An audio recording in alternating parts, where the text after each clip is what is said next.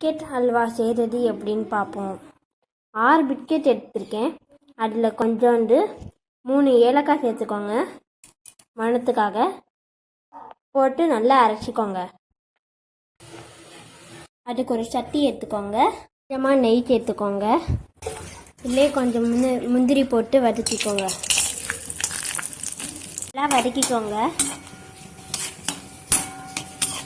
நல்லா வதக்கி எடுத்துக்கோங்க. அதே நெய்யில் அரைச்சி வச்சிருக்க பிஸ்கெட் பவுடர் எடுத்து போடுங்க. நல்லா வதக்கிக்கோங்க.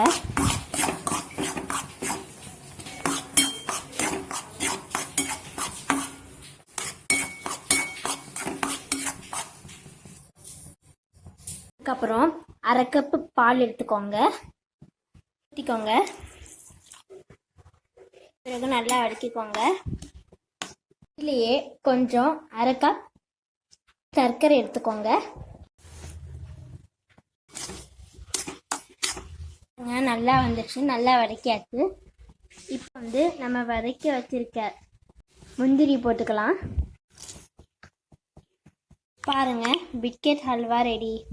நீங்களும் ட்ரை பண்ணி பாருங்கள்.